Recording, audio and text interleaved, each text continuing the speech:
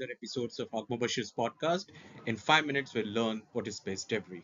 So, space debris is also known as space junk or space pollution, space waste, space trash, space garbage, or cosmic debris. They are generally the defunct human-made object in space and principally in the Earth's orbit. So, it, in order to classify for anything to be a space debris, it should be in the Earth's orbit. So how much is the debris right now? So NASA estimated that there were approximately 2,465 artificial satellite payloads orbiting Earth and 6,216 pieces of space debris as the tracking done by Goddard Space Flight Center. More than 16,291 objects previously launched have undergone orbital decay and have entered Earth's atmosphere eventually. With every passing time, the the the huge collection of space debris is only gonna get wider and bigger and larger and dangerous. Now there's a term called MOD, which is micrometeorite and orbital debris, in order to understand that in detail. So as of November 2022, the US Space Surveillance Network reported 25,857 artificial objects in orbit above the Earth, including 5,465 operational satellites. However, these are just the object large enough to be tracked in an orbit that makes tracking possible. So this is not the total count of the objects available, but it is the one which can be tracked. So just imagine there might be a lot of smaller objects we just can't track. Satellite debris that is in a Molniya orbit, such as Cosmos Oko series, might be too high above the northern atmosphere to be tracked. As of January 2019, more than 128 million pieces of debris smaller than 1 centimeter. So when I say smaller than 1 centimeter, that means smaller than zero point 0.4 inch or in and around 0.4 inch. About 9 lakh pieces of debris there are, which is around 1 to 2 centimeter, and around 34,000 of pieces debris which are larger than 10 centimeter, that is 3.9 inch, were estimated to be in orbit around the Earth.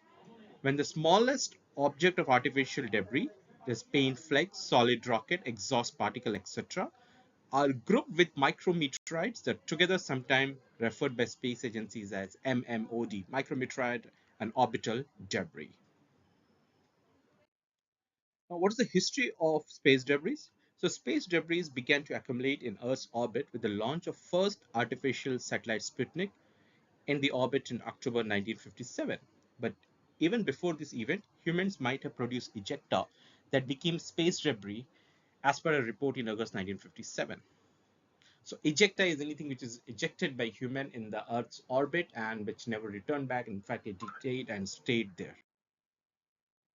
After the launch of Sputnik, the North American Aerospace Defense Command, which is also known as NORAD, began compiling a database which is called the Space Object Catalog of all known rocket launches and objects reaching Earth's orbit, including satellites, protective shields, and upper stages of launch vehicles.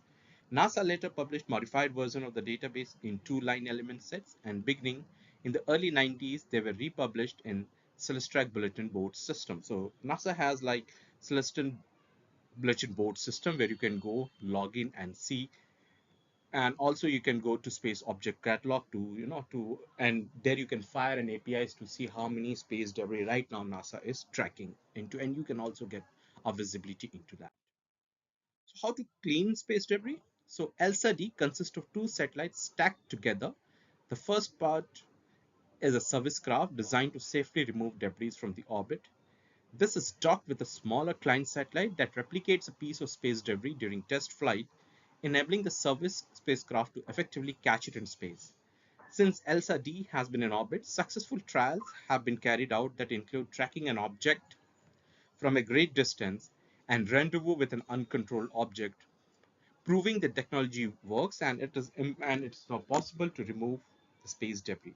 The success of each of these tests has put the Astroscale one step closer to commercial application of its technology. Astroscale is the company who has developed ELSA-D, where once captured, the debris in the service satellite will return to Earth's atmosphere together, burning upon re-entry.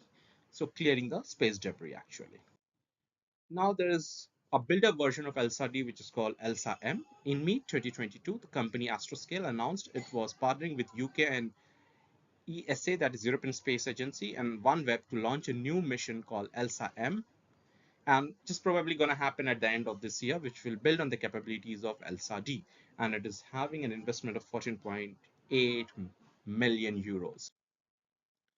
So why it's important to clear the space debris? What danger does it present? So NASA is tracking more than 26,000 pieces of orbital debris or space junk, which are endangering astronauts and space missions.